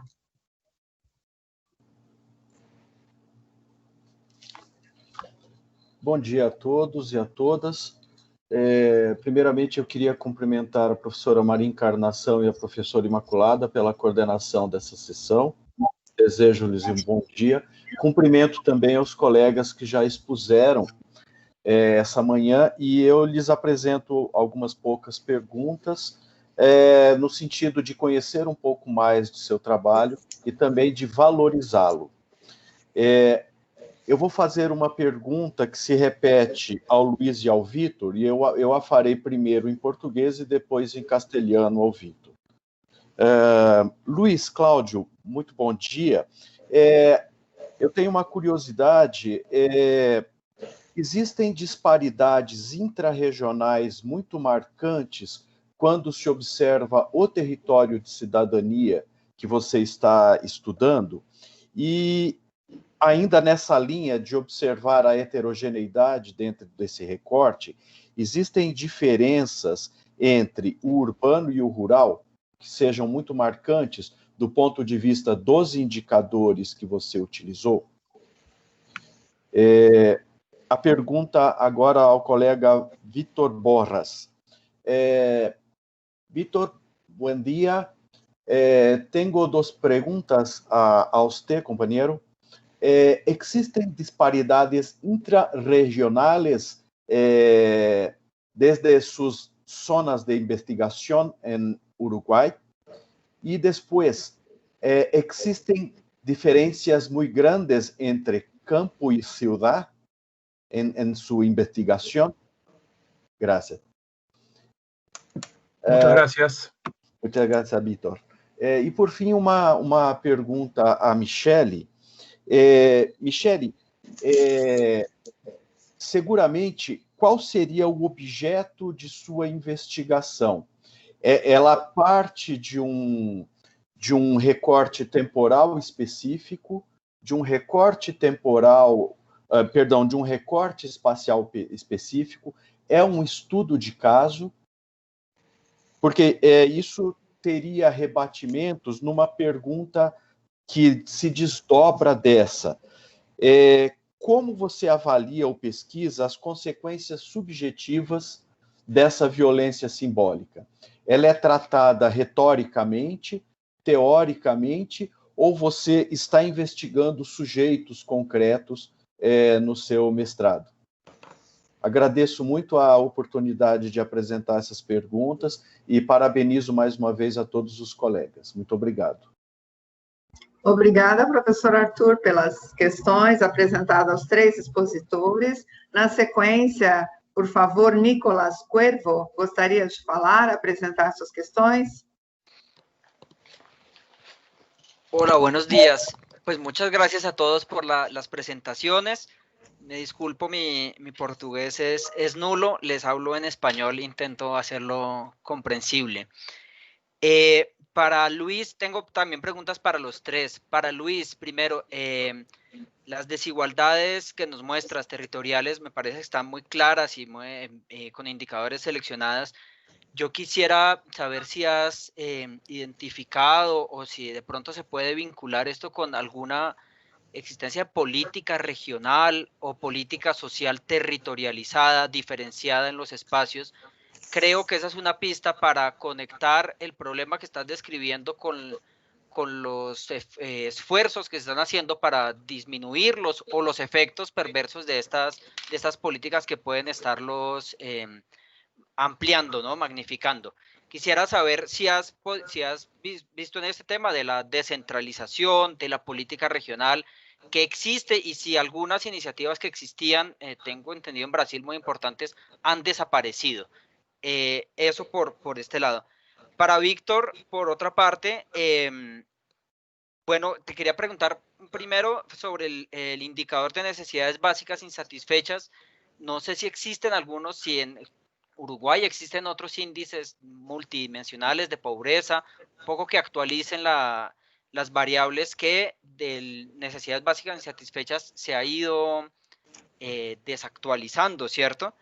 Y en particular me llamó mucho la atención lo que señalabas de la posición de los sectores censales cercanos a Montevideo como una excepción. Yo creo que ahí lo señalas muy bien y se puede desarrollar pues las diferentes tipologías, ¿no? Entiendo e imagino el norte más ligado a temas rurales y los sectores cercanos a Montevideo pues más algo metropolitano, ¿cierto? Como el resultado es el mismo, alta pobreza, pero por causas diferentes. Y te quería preguntar en particular, según vi, el coeficiente asociado a la posesión de vivienda es positivo. Si bien entendí, mayores niveles de tenencia, de propiedad de vivienda están asociados a mayor pobreza en estos sectores. Eso me llamó la atención y pues quería saber si lo has reflexionado en algún sentido. Digamos, ¿esto es asociado a la tenencia informal de vivienda o por qué podríamos ver ese resultado? Por último, para Michelle, también pues intentando como en esta pista de continuación a lo que señalabas al último de algún trabajo empírico sobre el trabajo, me interesa mucho, creo que una pista es también poder diferenciar los diferentes programas de vivienda. Entiendo, en Brasil hay grandes proyectos de vivienda en zonas periféricas, pero también he escuchado programas de mejoramiento de vivienda, favela barrio en particular. Y creo que de pronto ahí hay una pista para explorar, bueno, esta dominación o violencia si se expresa de manera diferencial en diferentes casos. Mil gracias. Obrigada, Nicolas. Como não há mais ninguém inscrito, eu vou fazer perguntas também, e na sequência eu passaria aos expositores, eles tinham aí um tempo para responder. A você, Luiz Cláudio, eu gostaria de perguntar se você percebe na longa duração, né, pelo menos se não a partir de dados, pelo menos a partir da possibilidade de verificar na literatura se houve mudanças significativas nessas desigualdades intrarregionais no estado de Santa Catarina, ou elas se mantêm relativamente de mesmo tipo no decorrer do tempo, ou seja, as regiões que têm perdido, né, ou as regiões que têm os piores indicadores permanecem as mesmas na longa duração? Para você, Vitor, eu gostaria que você explicasse um pouco mais, porque eu, talvez por não conhecer bem, não ter trabalhado com modelo de regressão, né, em que você tentou demonstrar a dependência espacial, eu gostaria de saber se a partir deste modelo também é possível fazer comparação no tempo. Você tomou os dados de 2011, mas se houver dados no passado ou no futuro, se é possível fazer uma análise de correlação temporal. Para você, Michele, eu gostaria, sobretudo, de deixar sugestões. As perguntas que foram colocadas pelo Arthur e pelo Nicolas, né, mostram que você ainda terá aspectos a serem definidos ou que você não teve tempo de mostrar na sua apresentação. Então, vou chamar a atenção de alguns aspectos. À medida que você falou, você tratou de violência simbólica, territorial e física. Para mim, não ficaram claras o que são violências territoriais e físicas, né? Segundo lugar, você tratou de segregação residencial, socioespacial, e há diferenças, não apenas pelo adjetivo, mas pela escola de filiação destes conceitos. E terceiro lugar, o que eu acho mais importante, e aí é uma pergunta no caso do terceiro lugar, você já sabe, Michele, que tipo de metodologia você vai usar para avaliar a violência simbólica? Como você vai fazer essa avaliação? Você vai fazer uma análise da narrativa dos moradores, você vai fazer entrevistas, você vai fazer uma pesquisa participante, como você vai analisar?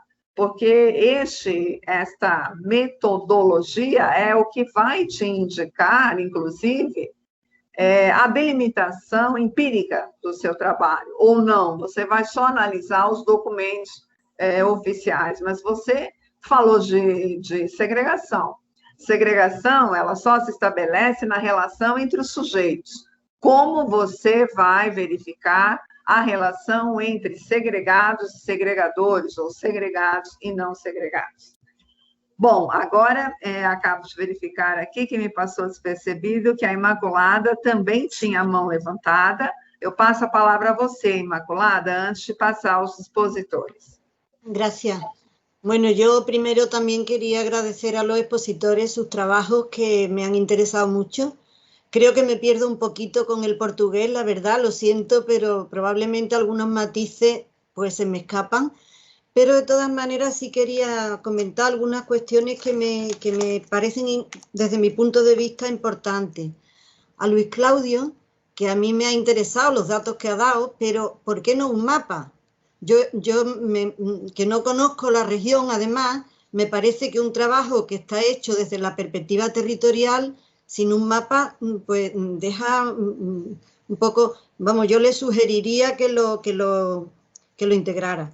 Y luego también, ¿por qué las razones que explican las desigualdades la ha intentado vincular de alguna forma con el modelo territorial? Es decir, quiero decir, si es una zona más cercana a la metrópoli, si es una zona más periférica, si es una zona ruralizada extrema, ese tipo de cuestiones también más vinculadas al territorio, a mí me interesan, vamos, creo que desde mi punto de vista pues me hubiera gustado tenerlas, ¿no?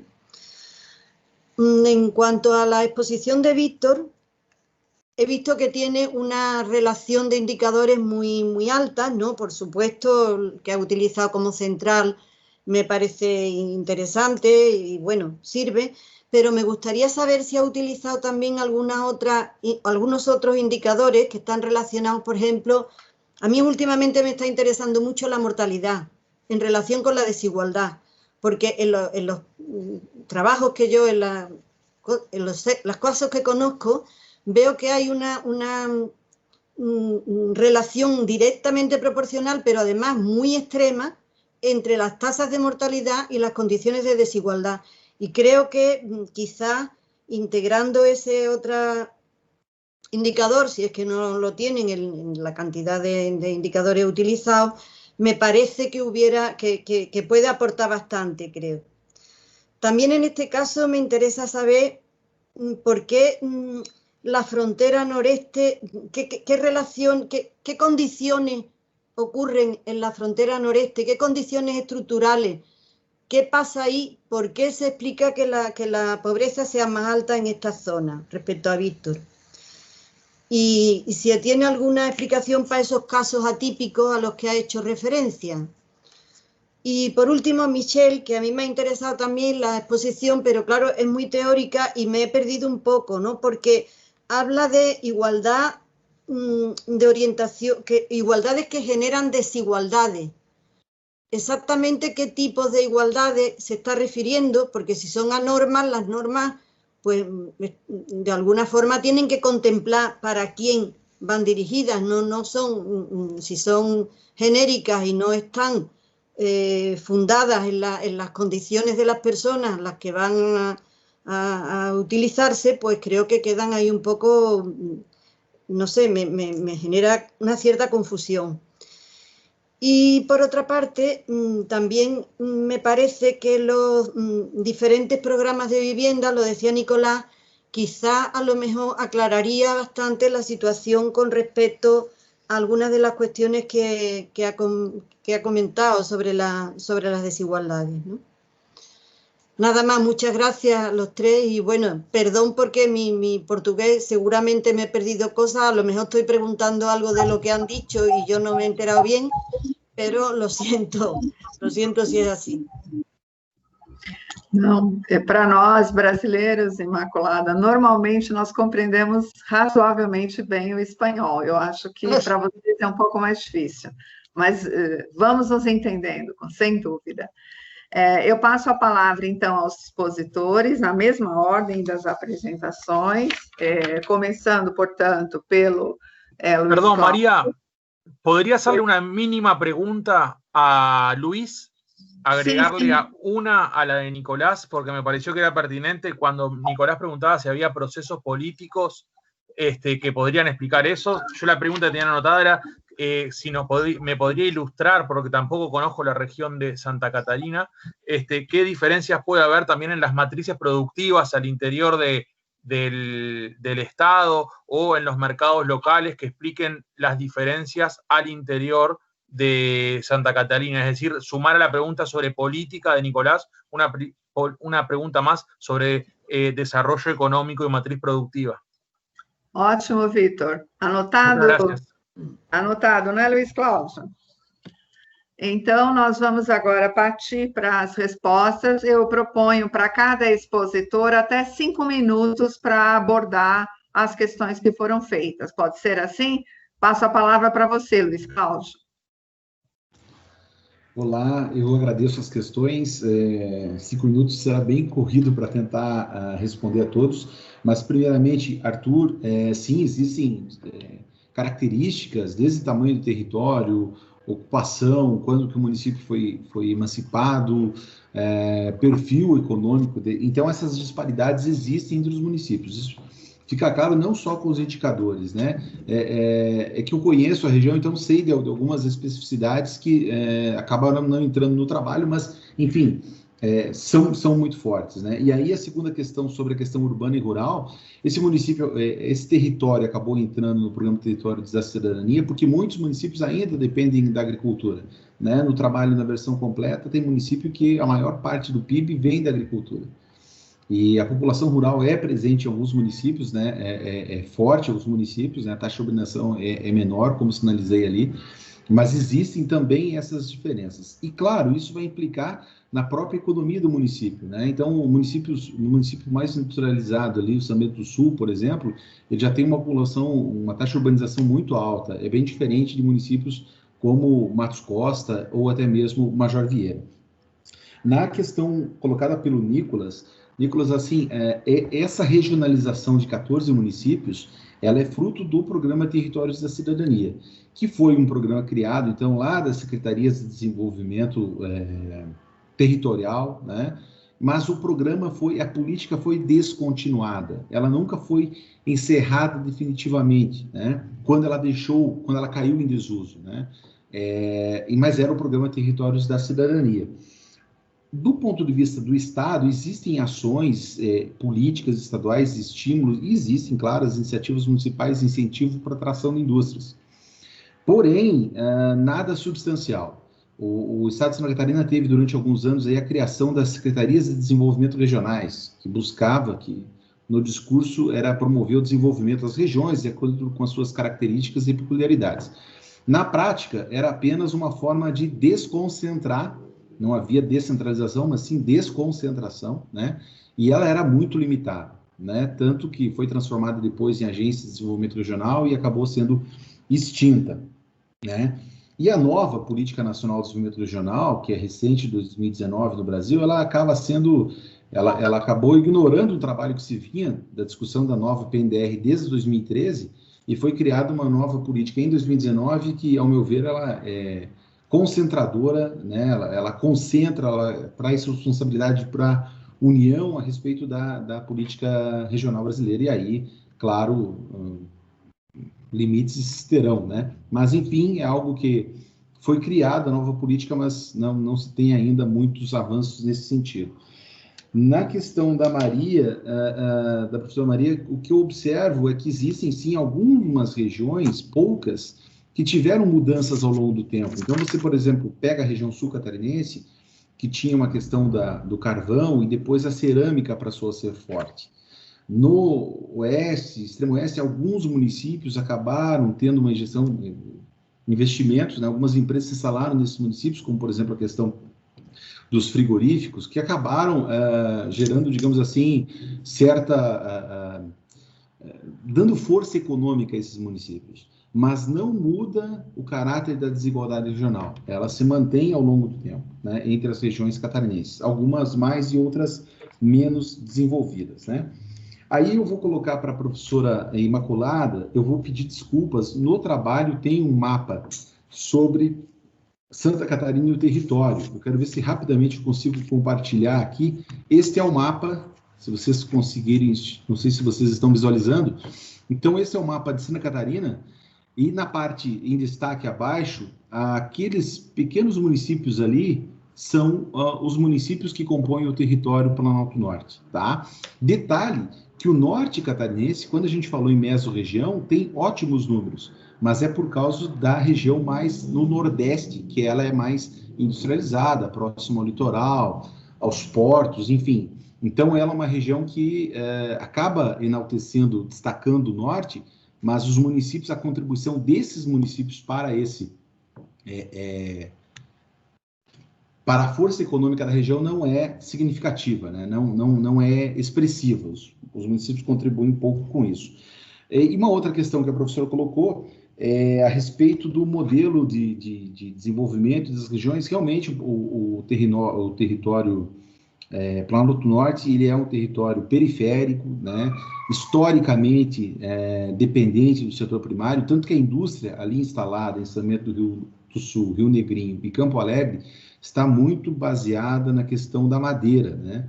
Porque são móveis que são produzidos ali, né? É o maior destaque da indústria. E Três Barras, que tem uma indústria significativa também, né? Papel e celulose, que é a base. Então, é uma indústria extrativista, né? Esse é o perfil da pouca indústria que se tem na região. Por último, o que o Victor, colega lá de Odelar, colocou, né? A respeito de matrizes produtivas e o desenvolvimento econômico do Estado, existem regiões que foram classificadas, esta é uma região, por exemplo, o Vale do Itajaí, onde está Blumenau, historicamente ela era vinculada à indústria têxtil, né? Você tinha em Joinville metal mecânica, você tinha no sul a questão do carvão e depois da cerâmica, Lages a questão da pecuária e Oeste a questão da avicultura. Existe essa, digamos assim, é fácil diagnosticar e identificar isso, né? Mas a gente sabe, aí é uma outra discussão, claro, que os investimentos que ocorrem nessas regiões são fruto normalmente do capital que ali já existe nessa região, que às vezes é apenas redirecionado de um setor para outro, né? Não há uma política efetiva no Estado visando desindustrialização ou até mesmo redução das desigualdades regionais, né? Então, há indústrias no Planalto Norte, mas no trabalho tem o percentual de do setor da indústria em cada PIB municipal. E aí a gente observa claramente que muitos municípios ali, a indústria tem um peso praticamente irrelevante, né? E ela é muito baseada na questão, né, das matérias-primas da região, né? Eu fiz um outro trabalho recentemente que vai discutir a questão já estou acabando, só para concluir. Eu fiz um trabalho recentemente sobre a questão da estrutura fundiária dos municípios do Planalto Norte, e a gente observou, eu observei, que houve um aumento da concentração fundiária nos últimos anos, né? Algo que, infelizmente, segue o modelo, a concentração fundiária brasileira e catarinense, né? Mas alguns municípios com um aumento muito grande de concentração do fundiária com base no índice de Gini da estrutura fundiária. Agradeço, peço desculpas se eu acelerei um pouquinho, mas é para dar conta de todos e fico à disposição para quaisquer outros esclarecimentos. Obrigado. Obrigada, Luiz Cláudio, pelas respostas. Passamos ao Vítor. Hola, bueno, no sé si se escucha bien ahí. ¿Sí? Bien, sí. Gracias. Bien. Muchas gracias. Y bueno, en primer lugar, muchas gracias por los comentarios, porque la verdad que fueron muy, muy interesantes y me permiten, espero, profundizar un poquito más en la presentación, que en 15 minutos seguro me quedé corto. Y bueno, muy bien direccionados, no siempre pasa eso, a veces como vamos a presentaciones que repetimos todo así rápido y después cada uno para su casa. Acá está muy bien, gracias a los coordinadores que dieron tiempo para este espacio. No registré bien el nombre. Arthur. Respecto a voy a tratar de unir porque hay varias preguntas que son similares entre sí, pero Arthur comenzaba preguntando entre las diferencias entre el campo y la ciudad, y sí, por supuesto, hay diferencias que son muy fuertes entre las áreas rurales y la ciudad, en particular al considerar la pobreza por necesidades básicas insatisfechas, que se basa mucho en el acceso a los servicios. En las áreas rurales, el acceso a los servicios es más precario, por tanto, existen niveles más altos de pobreza. En Uruguay hay una particularidad que, según la línea de pobreza oficial, los niveles de pobreza de ingresos en el área rural en general son inferiores en las áreas urbanas. Sin embargo, si lo consideramos por NBI, son superiores en el área rural, por esto que decía que es una medida que está muy basada en el acceso a servicios. Pero a su vez me interesaría resaltar que al interior de las áreas rurales también existen muchas diferencias, porque las áreas rurales del nordeste, próximas a Brasil, son áreas muy empobrecidas. Sin embargo, hay una fuerte presencia de ruralidad sobre el litoral oeste, próximo a Argentina, con niveles muy altos de desarrollo, con igual peso de población rural en términos demográficos, pero con niveles de desarrollo muy altos, vinculados sobre todo a el desarrollo de commodities, etcétera, pero que de cierto sentido ha mejorado el nivel de vida de la población. Entonces, señalar esto, las diferencias campo-ciudad, pero también las diferencias al interior de las diferentes áreas rurales. Luego me comentaban sobre las disparidades intrarregionales. Y sí, si bien hay un modelo teórico que se ha trabajado mucho que vincula las diferencias entre el norte y el sur, cuando miramos escalas geográficas menores, vemos que a su vez al interior de las subregiones se encuentran grandes inequidades. Una de ellas, por ejemplo, en las áreas rurales del sur, encontramos niveles altos de pobreza cuando en general en el sur los niveles de pobreza son medios o bajos. Pero me interesaba resaltar algo que preguntaba Nicolás, que era, y que también comentó, creo que la profesora Espósito, vinculados a esos casos atípicos de pobreza alta, por ejemplo, en el área metropolitana de Montevideo, que se encuentra en el área sur y está catalogado como una zona de baja pobreza, pero el área metropolitana de la ciudad, los barrios periféricos y el área metropolitana que excede a la ciudad, está caracterizado por niveles altos de pobreza. Esta responde en parte, como bien decía Nicolás, a otros procesos que son diferentes a lo que responden la pobreza en las áreas rurales del noreste del Uruguay próximas a Brasil. En parte responden a procesos de movilidad residencial intraurbana que se dieron en los años 80. Montevideo, por lo que dice la bibliografía y en comparación con otras ciudades de la región, hasta los años 70 y 80 fue una ciudad relativamente homogénea, pero a partir de los años 80, con las sucesivas crisis económicas y la desindustrialización, el empobrecimiento de la clase trabajadora, muchos hogares y muchas personas que vivían en las áreas centrales de la ciudad fueron expulsadas hacia las periferias y hacia las áreas metropolitanas. Y esto explica la creciente concentración de la pobreza en el área metropolitana y en los barrios periféricos de la ciudad a partir de los años 80. Está muy buena la pregunta también de Espósito vinculada a la comparación en el tiempo. Tengo otra ponencia donde había corrido estos mismos modelos para el año 96 y el año 2011, buscando ver cambios en los patrones de distribución espacial de la pobreza y cambio en la estructura de determinantes. Y más allá de algunos matices que se han encontrado, en términos generales se comprueba lo que se comprueba en otros países, que es una persistencia estructural de los niveles altos de pobreza en determinadas áreas, en determinadas regiones del país. Sin embargo, se registra también un proceso de expansión de la mancha urbana pobre vinculado a este proceso de metropolización que nombraba en el punto anterior. A su vez, hay técnicas específicas que en lo personal, sinceramente, no manejo todavía, pero que tienen que ver con series temporales, la técnica de series temporales, pero incluyendo efectos espaciales. Eso es un detalle técnico en el que no quiero ahondar, porque aparte no lo manejo con cabalidad. También vinculado a la pregunta de Nicolás, y con esto termino, sí, se ha avanzado en índices de pobreza multidimensional, tanto oficiales como en la academia, y esto creo que es particularmente pertinente para evaluar diferentes formas de pobreza, por ejemplo, en el área urbana y en el área rural. Personalmente, mi tesis de maestría en sociología fue sobre el desarrollo de índices de pobreza multidimensional con la metodología de Alcaire y Foster.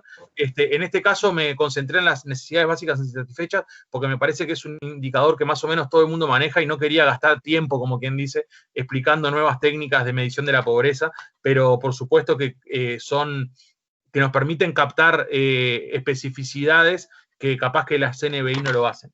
Y por último, para cerrar, un comentario que creo que es uno de los que más me interesaría desarrollar, pero que lo apunté ahora al final, sobre cuáles son las que preguntaba Inmaculada, cuáles son las características de la frontera noreste que hace que sea más pobre. Y bueno, esa es una tesis aparte prácticamente, porque son características, son procesos históricos, estructurales de más de 300 años que están vinculados a la conformación del Uruguay y a la conformación de los departamentos del Uruguay, donde el área norte y noreste han estado muy vinculados a ganadería extensiva y bajos niveles de desarrollo.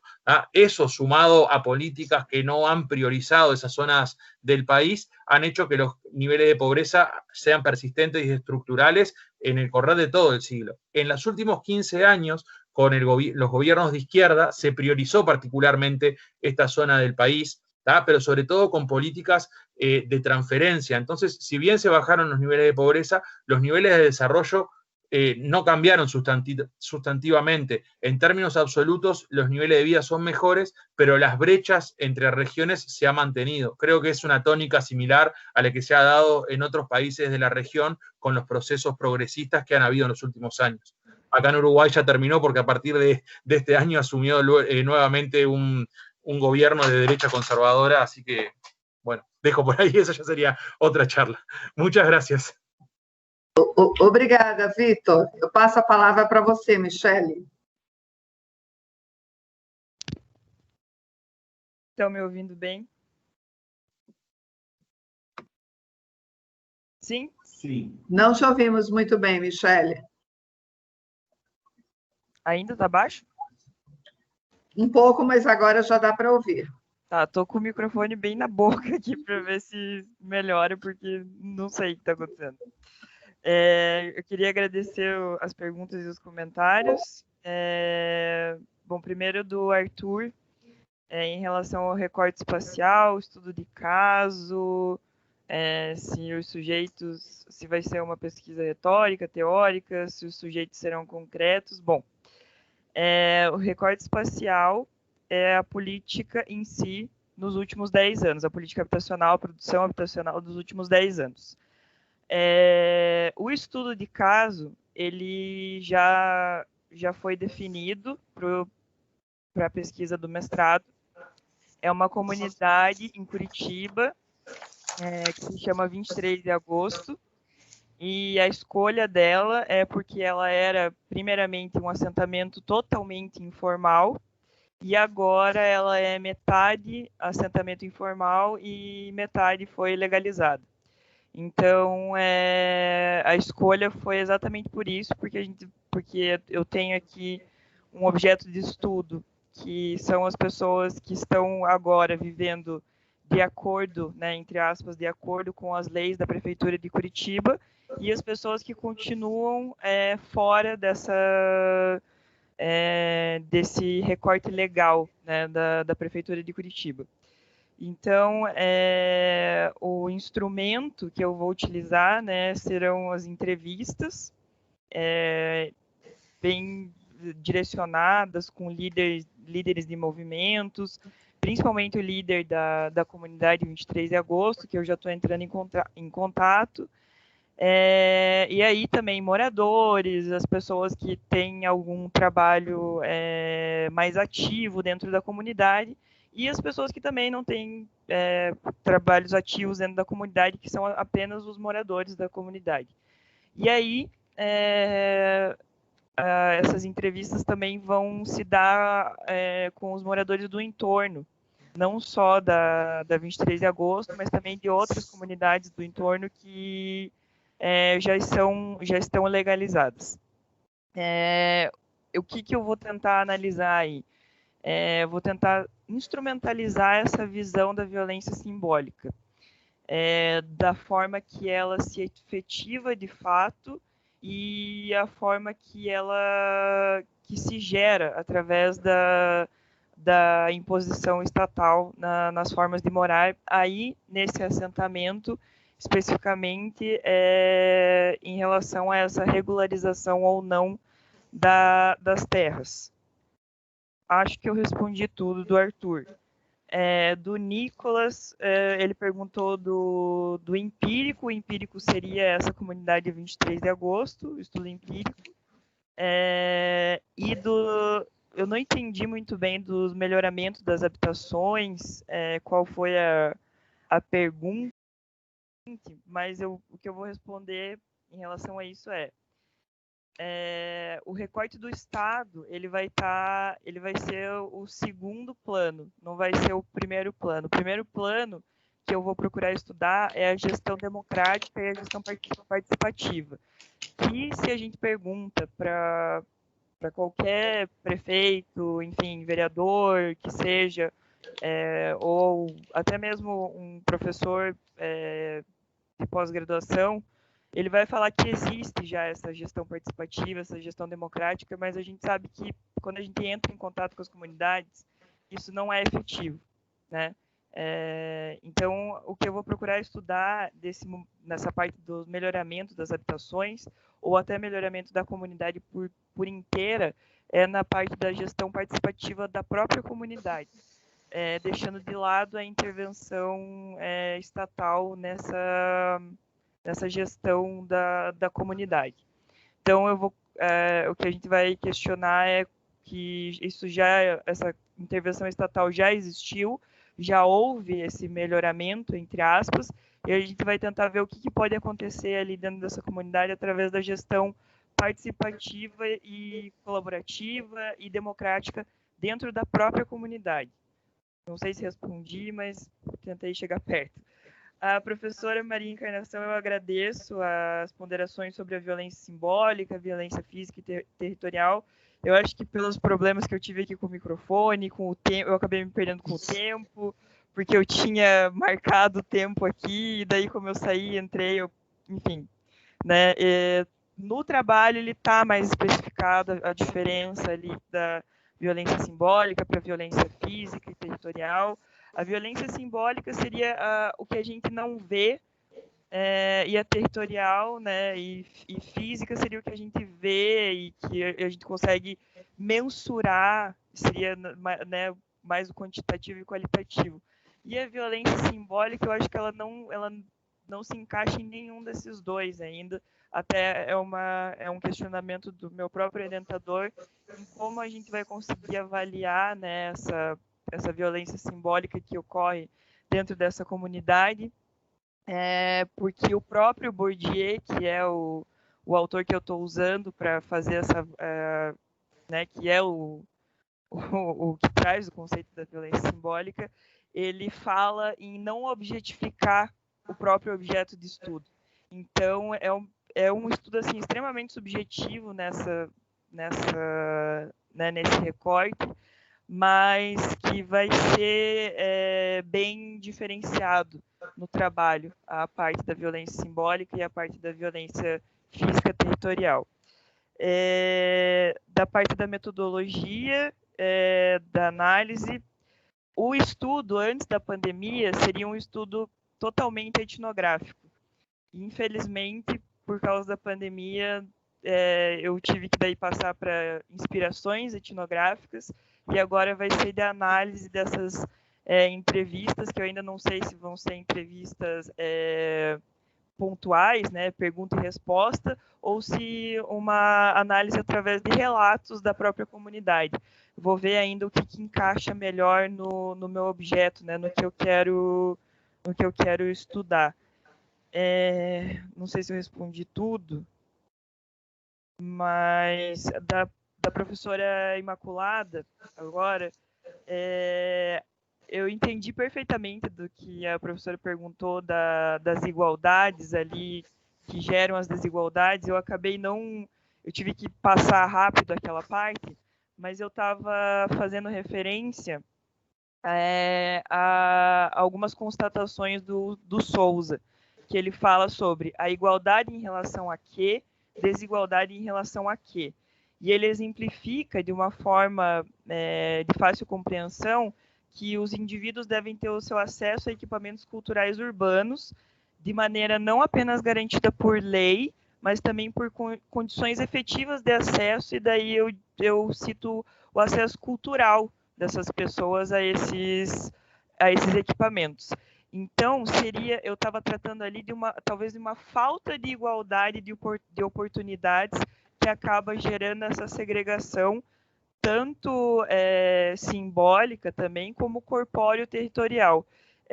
E daí isso geraria essas desigualdades através da exclusão socioeconômica, de conflitos, né, que se manifestam de maneiras díspares, né, e apontam aí problemas ainda maiores do que eu acabei citando na apresentação. E daí isso geraria também, né, seria uma causa e consequência da pauperização, da expoliação, e coisas também, conflitos que alimentam que potencializam esses conflitos sociais na sociedade. Então, agora eu acho que eu respondi tudo. Muito obrigada e, de novo, desculpa pelo problema do microfone. Ok, Michele, obrigada. Com as respostas trazidas pela Michele, nós vamos encerrar a nossa sessão, passamos pouquinho tempo, e convidando todos para estarmos na sala, juntos, né, para as apresentações que ocorrerão às 13h45. Acho que a riqueza de grupos de trabalho, né, como este, é justamente o acompanhamento do debate na sequência das apresentações. Então, em meu nome, em nome da Imaculada, nós reiteramos esse convite de modo muito, muito insistente, para que, mesmo os que já apresentaram, valorizem a ação dos colegas, prestigiem com o debate, com assistência, ok? 13h45, então, voltamos à sala. Bom almoço para todos. Obrigado. Muchas gracias.